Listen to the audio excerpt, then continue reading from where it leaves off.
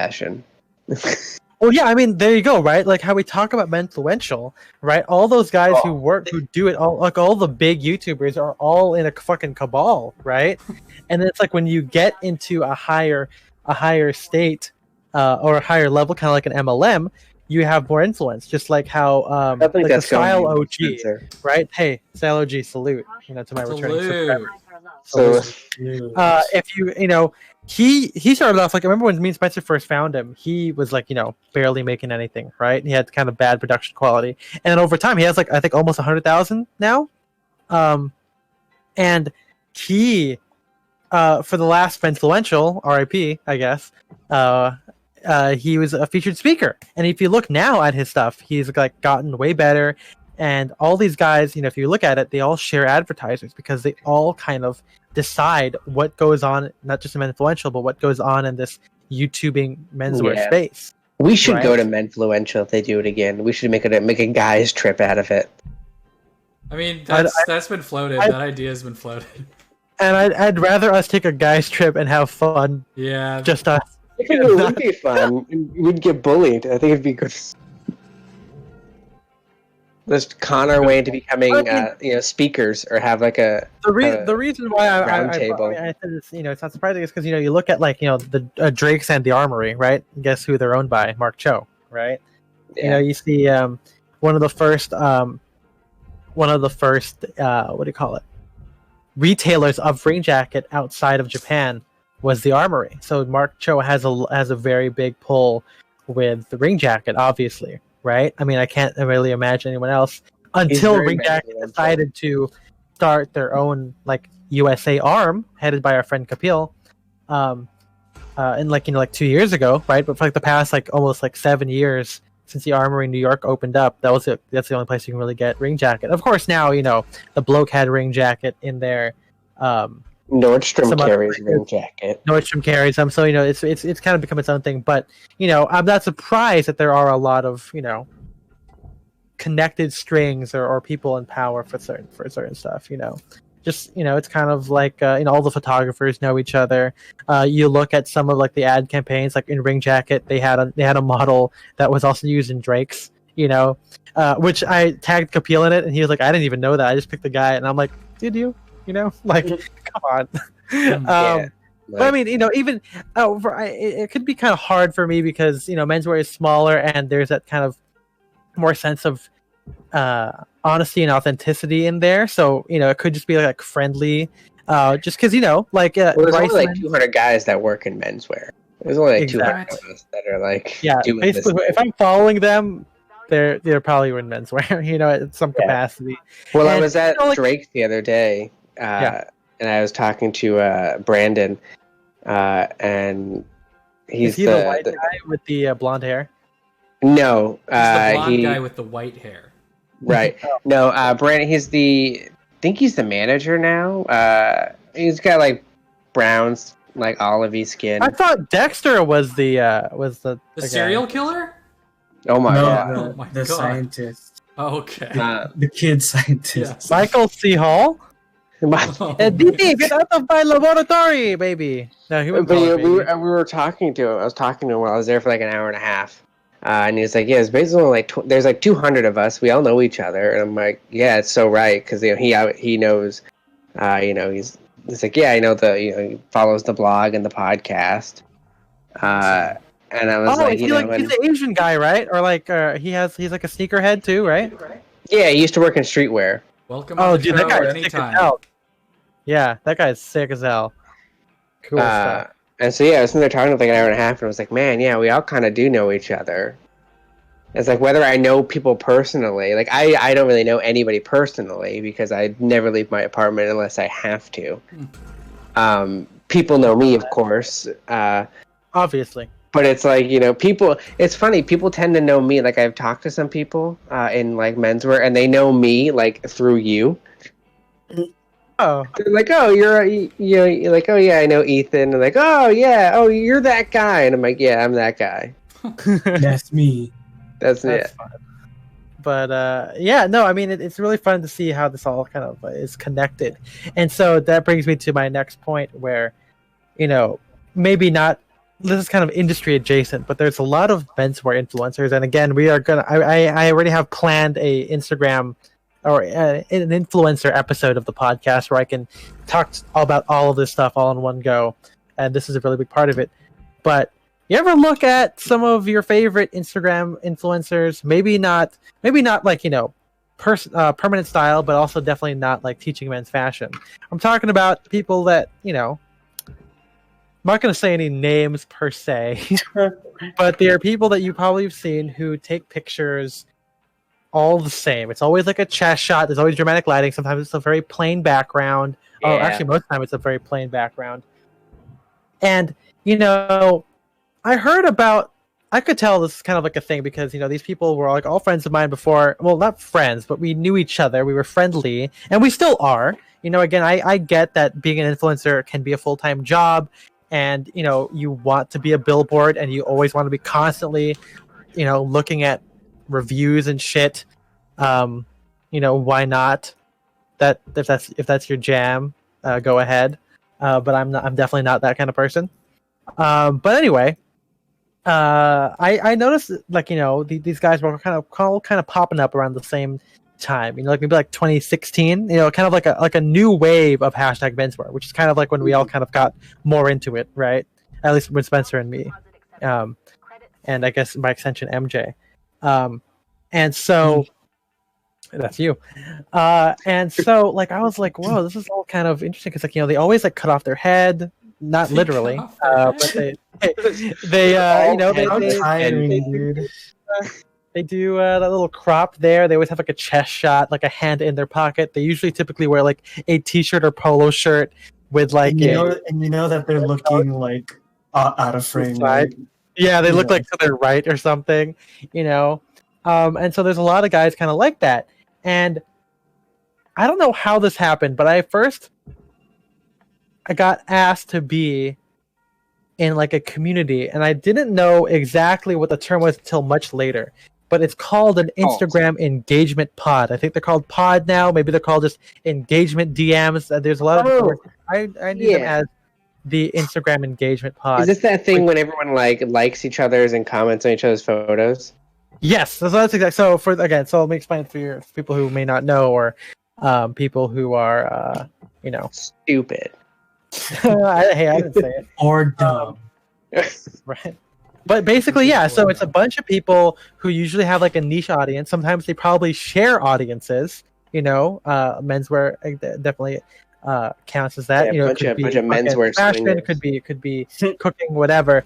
And these people are all in this big group chat, and all you do, it's under the guise of being empowering, which again is something I hate about influencers' whole positivity culture so bad. And it's disgusting. I don't think people ever. The funny thing is when I see influencers talk about how bad positivity culture is, but then they don't see it when they defend themselves from being critiqued, which is baffling to me.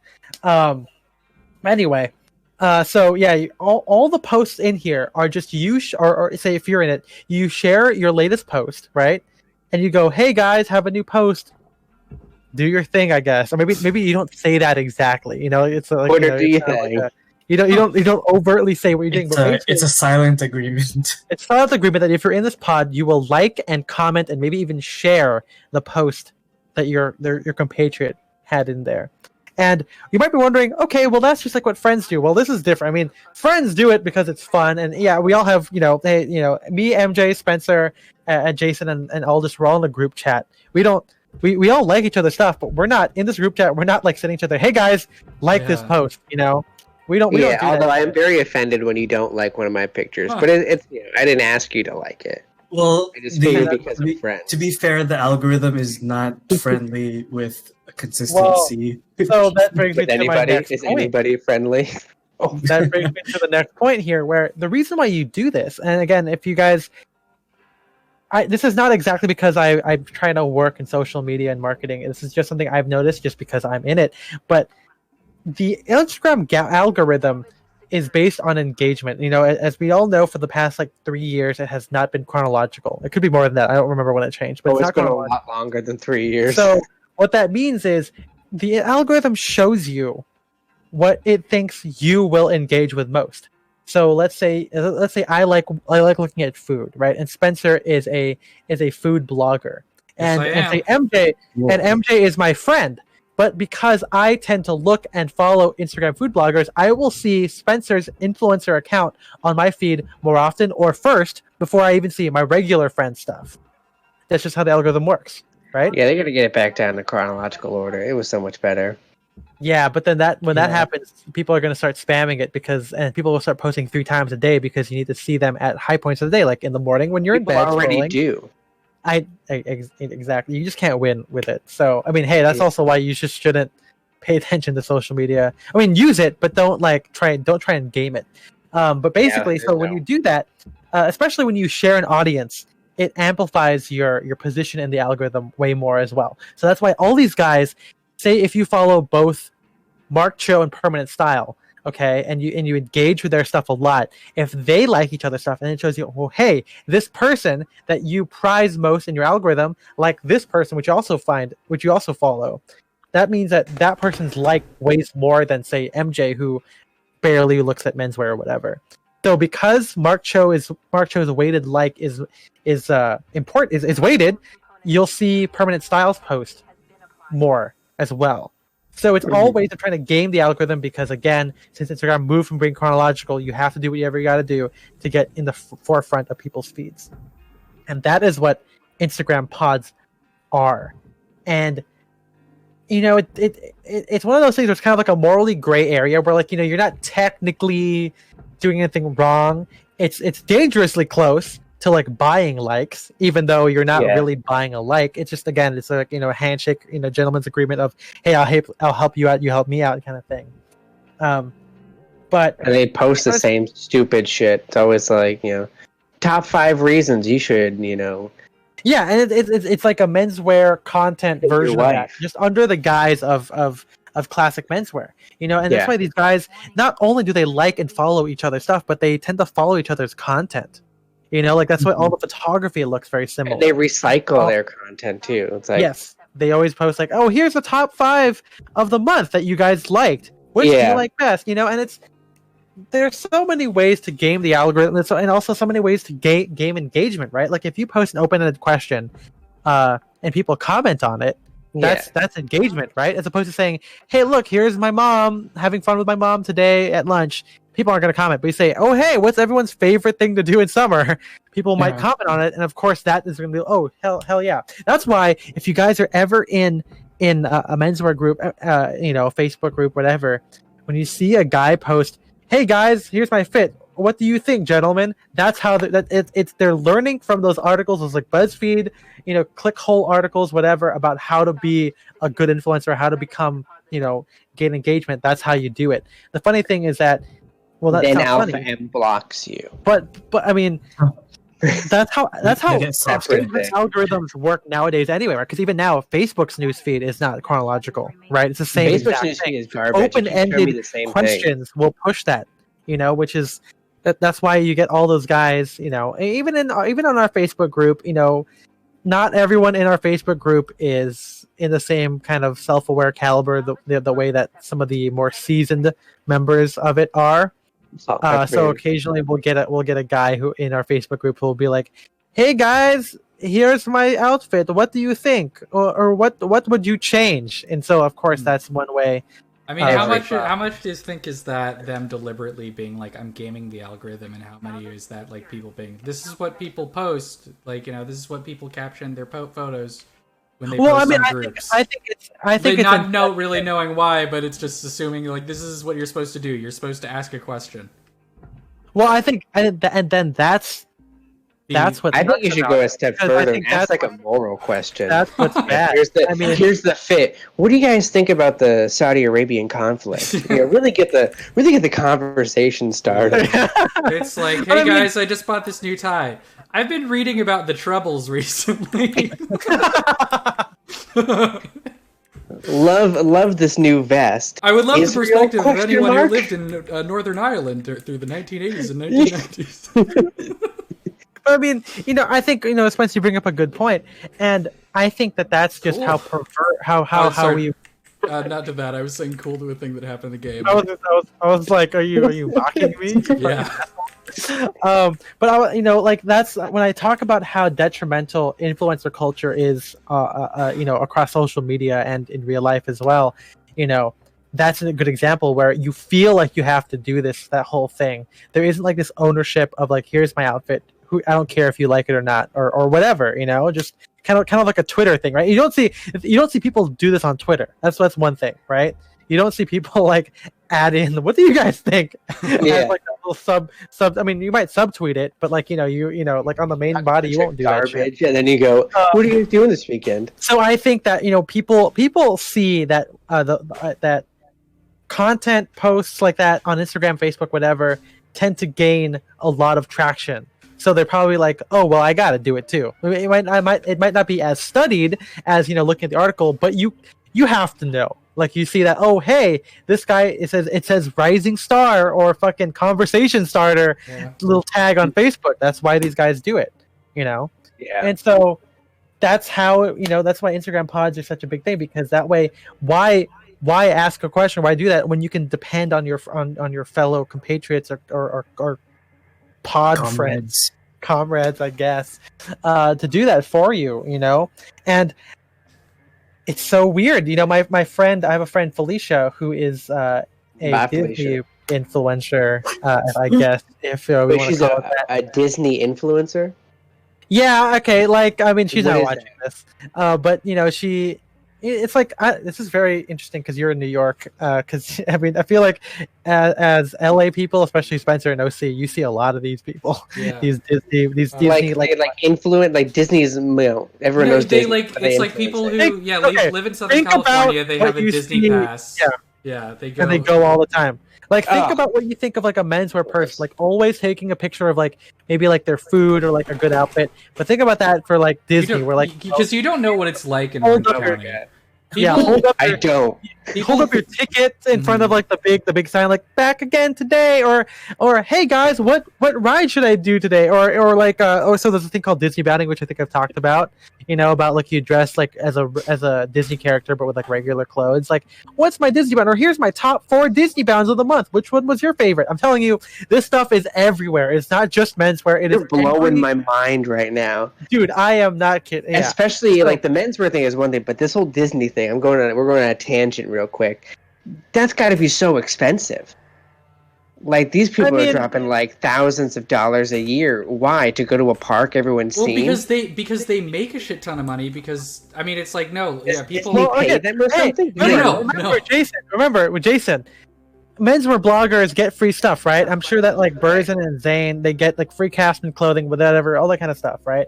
And then they get like ad revenue, or they get literally paid to review something, right? You get like, it's not just getting a free product. At a certain point, you are also paying for their privilege to fucking review it, right?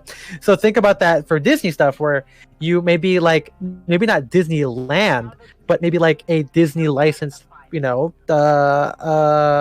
like a bag, like a purse maker, right? With like Mickey Mouse ears on it or something like that. Okay. Maybe they will give you free stuff, or maybe they'll pay you for this kind of thing, or review this, or there's a lot of different. I mean, again, it's not just menswear. I'm sure that like musicians are the same way, or like or even like lifestyle bloggers, right? Like when they go, or food reviewers, they can get paid by a restaurant to go there, right? So it's the same thing. That's useful. I think food reviewing is useful. And there you have to use those pods to kind of corral that, all that together and increase your stuff, because I'm sure Instagram has cracked down more now than it did before, but it's still very apparent that people still use it. And so the reason I bring it up is because Felicia was in a pod, and she told me that it's all very positive. They all share it, like, hey girlie, I like my new post or whatever. Hey, and I think she said something about how like, there's no drama allowed in there. Like, I think someone tried to talk about something, but they didn't let her talk about it because it's just for engagement only. So it's no friend zone. Friend zone. This is a no friend zone. So it's weird because there's like definitely like a cabal stuff around this, and based on the DMs that I've gotten about this kind of thing, some people just didn't realize this was happening. Which again, my whole point, if there was like a secondary thing to being slouchy, it's always to be cognizant of the content that you consume, and how how fake it is. I mean, again, even us, Slouchy and real, baby. slouchy and real. But I was gonna say, again, we probably wouldn't have a blog unless I like took pictures of my friends. I mean, that's inherently not natural for some regular people, but as a photographer, I'm sure, if me and Jason were hanging out, we probably would just be like, it would take a second, we like take pictures of people talking, and we'll get right back to hanging out. Yeah, that's why there's like no photos of me. It's because no one's ever around me to take pictures of myself. That's why there's barely candids of me, which is what I want most, but I never get them. Which is I love it that no one knows about me. See, I can't do that when I use myself as an example to, you can wear a beret, you can wear white socks. Yeah, I'm loving this whole wearing a mask thing because like I wear a mask and a hat, and then like my glasses are transition lenses because I'm 80 years old, and like you just can't see my face at all, and I'm loving it. I see people that I know, and I don't even have to talk to them. I can just walk away. There you go. I like that too. I mean, I guess it's not as common in New York because I don't see people. I mean, unless we're I see way too many people. You have to walk around everywhere, right? Yeah. But yeah, so something else I wanted to bring up about the pod is that because it's kind of like a cabal. You look at all the people that you think that again, I'm not gonna say any names. Excuse me, take a shot, guys. There's only 6 people in the chat, so I think you can say some names. Okay, I'm gonna highlight this. I can't do that. But if you look at these guys, you look at the content, you'll see that they tend to buy a lot of the same stuff, and they're all part of the same little loop. Cabal. And they, you look at them, how much they buy from Beer and we McKay. had again, young Chomsky on the podcast once, and now we're all about fucking Cabal. I've heard the word cabal more. I've been talking about this forever, man. So, you look at them, you see that there's, that there is like they all like Spear and McKay, and we do. I do too. I have them, but man, they always have like the latest drops from Spear and McKay, And you look at they all have like Yosol, which is a good maker from Singapore, but they all have like Yosol. Like trousers and stuff, they all seem to work with a lot of the same brands, and I'm wondering, again, I'm saying that rhetorically because I have a pretty big feeling that they are able, it's like they kind of use it as a help me out, help my friends out. So if they maybe they pay all of them in this cabal, and that way they all can get free trousers or whatever, right? I mean, I like free stuff. It's like one of those things. And the thing, I guess, for me, the issue is always how non-transparent it is. Like at least when you have like the TikTok hype house, they all live in this house. It's very clear. They all live in a house with no furniture. They can all see it. But then here, because it's social media, separate accounts, you don't really have that that visual clue that they are all working together, which plays into the fact, because they all Menswear hype house. Maybe what they have is all authentic, and they all generally like it independently of another, when that is not the case. And it's also very funny when you see them comment on each other, like, "Whoa, dude, nice pants! I wish I got that one." You do. You see that all the time, seriously. And what's funny is that I found a what do you call it? An article from April 29th. I'll post it here in the chat. Again, we only got like 4 people watching, but they did a little study on it. They again they're like kind of behind. They're like behind because this again pods have been a thing forever. But here's something what I said. As you can expect, strangers obligated to comment on posts they actually don't care about tend to use generic language, saying things like "nice pic" or "wow" more than a personal remark. Some groups warn against this, but not many. The top words used read predictably like a comment section on any popular post, though perhaps that speaks to more general lack of expressiveness on Instagram. And here are some of it. Here, I'll tell you some of them. Great, shot, post, awesome, good, love, like, really, photo, picture, awesome, friendship, amazing, look beautiful. And I'm gonna go. And the thing is, they always tell you to, like, when posts are first posted, Instagram does a calculation like in the first 30 minutes of its to see engagement, right? And because it sends it out immediately, and if you respond to comments in the first 30 minutes, it'll increase your algorithm rank, right?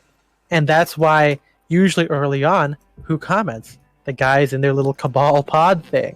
And then, and they all just talk to each other for a half and hour. they all talk to each other. And then, like, if you comment on it like the day later, they're not gonna fucking look at it anymore, right? Because they don't have to.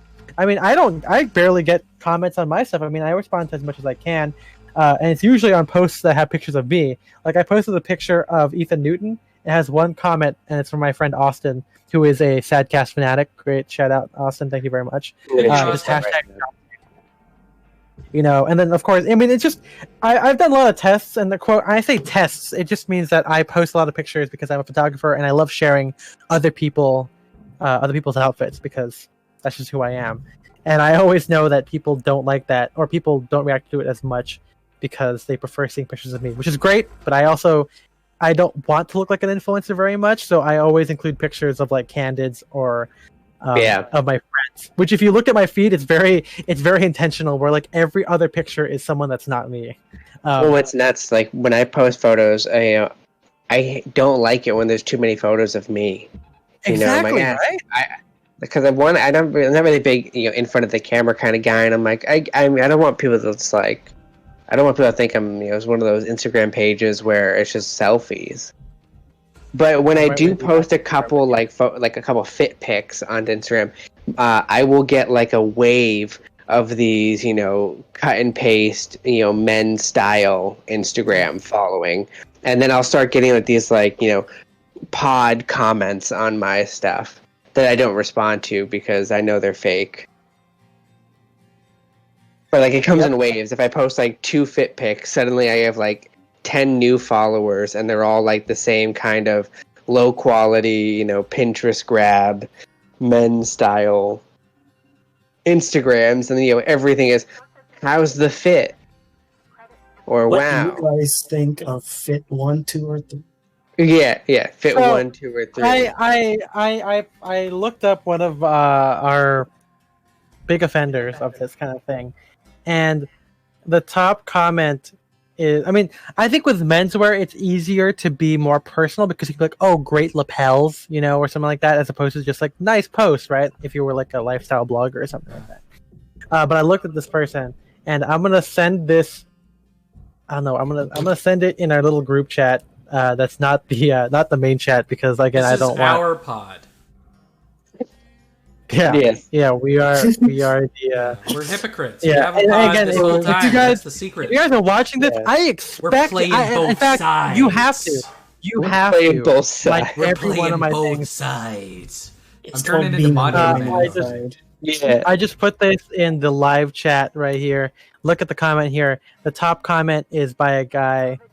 Oh wait, that's the wrong one actually. Whatever, that can work too. But can work you look too. at it, and you click the top 3 comments. The most chronological ones. I don't know if he pinned them or whatever. The but summer if you look tweet at looks that- amazing. Yeah, and then you look at the accounts of the people who are part of it. They all look the same, dude, and they all commented like immediately. That's a perfect rig. Okay. Here's the thing. I hate the word rig, and I know it comes from. Really, I don't mind it. Listen, I get it. I don't like it when like people just use it. Because it comes from pinning mannequins. It comes from like Okay. rigging a mannequin. Yeah, the rig. And so when like some fucking guy who like just likes clothes goes, nice rig. I'm like, you know what the word means? Nice cock. Yeah, like exactly. It's like, shut up. Nice post. You wouldn't know how to rig. That's my favorite running gag is reading all like awkward internet posts in like an Eastern European accent. Just like assuming that's what they sound like. Yeah. That's you basically explained what I do all the time. What I don't get from these influencers is like, I understand that they probably did like a study, or they probably realized that this is kind of a funny picture. I'm putting this in our little check this out. Stop calling it our little thing. Whatever. We're not but the like, Galdern the whole like Bosnia. chest shots. I hate I don't know what's worse, like the detailed dramatic lighting chest shot, or the over stylized. Oh. Hold on. See, there's an explosion. They happen pretty easily. Oh, Actually, your stuff's flying all over. yeah, God. I forgot the airlock was still pressurized. Luckily, it wasn't. I mean, maybe unluckily, it You wasn't. could have killed violent. everybody. It wasn't a violent explosion, but I can show you guys a violent explosion after this. I did fry some electronics. That's not good. Okay. Fries Electronics. Yeah, Fry's Electronics. R.I.P. Probably. Yeah. So, Rip in peace. Don't be Electronics. surprised. What's it called? What was I gonna say? I don't know what. Yeah, I don't know what's worse. These lighting. like the lighting pictures, or like the over stylized like influencer shots of like them on the street, like from like Blake Scott or whatever. I Yeah, don't and know what's when worse. they're doing like this thing where it's like Yeah. they like Yeah. step forward. They're And walking they're- across the street. Yeah. Yeah. God damn it! I hate also on TikTok, we're like, how to take a better picture as a man. And number one, the fake walk, and then like they, you know. Yeah, or it's like take your dick out, show it to a bunch of women. The funny What? thing Do- is that do like the helicopter. Yeah. the funny thing is that with those ones, it's always very clear like who like the lame ass streetwear people are and who the cool ones are. Cool, the cool streetwear people don't pose like that at all. You know, like they have. I mean, I think the funny thing is if I It's because was someone took a I feel like picture I of would them be. because they have friends. Yeah, because they have other people in the fashion headspace. I mean, it's like, you know, you look at like the alt fashion community, the streetwear, whatever. Like, you know, it's always the fit pics are never as straightforward. Which just like with menswear, where like the best fit pics are often not as straightforward as, you know, the dramatic lighting shot or the Studio photography. studio photography, like literally a studio photography. Not even like the good fun kind that like JKF man does, Jamie Ferguson, but like the weird like studio lighting in your own house, which is Mhm. weird. Yeah. Like it's Yeah, like, like, I don't have the it's like, space it's like to you do convince that. your wife, "Hey, honey, I'm going to be an influencer on Instagram now. I'm gonna need to turn like my home office into a fucking studio. Yeah, Like, half I of can the wear, room is just a white. We're painting white the sheet. walls fashion gray. yeah, and I can wear like a fucking Spear and McKay sport coat with like a loop collar, with like a spread collar polo shirt with Yeah. pleated pants, and that's fucking it, you know." I need space for my box lights. Right. Oh, God damn it. But yeah, there's that's my little spiel so far on I Instagram. have That's the first time I think I've kind of mean question. Are people following them because they think their content is good, or are all their followers there just kind of obligation? It's like, oh, this person has a lot of followers, I should follow them. I think it's both, honestly. I think it's really Yeah. both. Because, you know, I think that, you know, we all as human beings we follow people who have clout, right? Like, you know, you're not gonna As go to a human fucking beings, the We one love thing clout. we have always chased It's is clout. Well, I mean, it's true, right? Like, you're not gonna Our go to, you know, earliest you're more inclined ancestors. to, you know, go to a restaurant that has a lot of reviews, right? Chase But I the feel lot like, of clout. you know, again, the way that influencer culture has shown us that people aren't worth following unless they have followers, right? And so, Right. yeah, I think it's a little bit of both. Where, you know, again, if you're not in the know, these guys will look like great source of inspiration. I mean, they're not in terms of style inspiration. They're fine. You know, if you want to find out what it's like to wear a plain spread collar shirt and a solid knit tie with a Spear and McKay jacket, you know, it's Yeah, I just very- don't know how to. What do I wear with my white shirt? Yeah.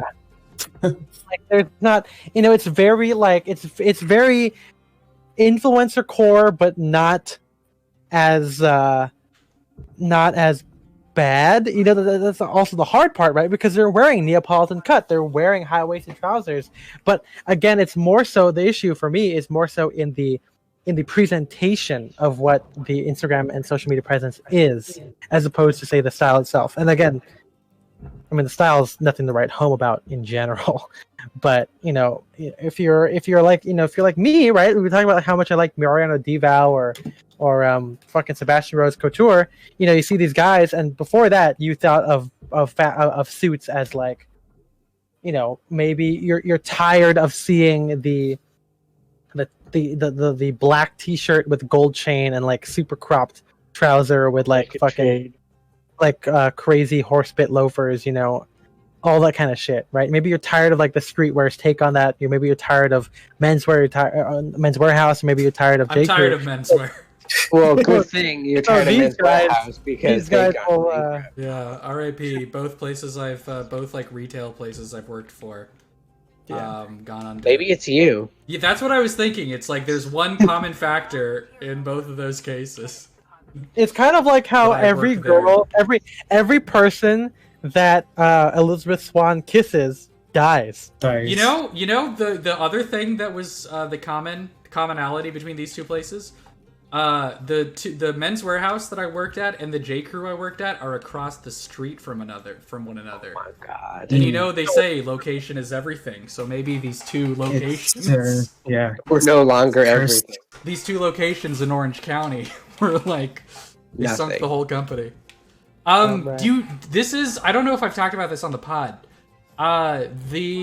So when I worked at Men's Warehouse, I was working for their tuxedo rental section at Macy's, and that did cost the company like over $100 million.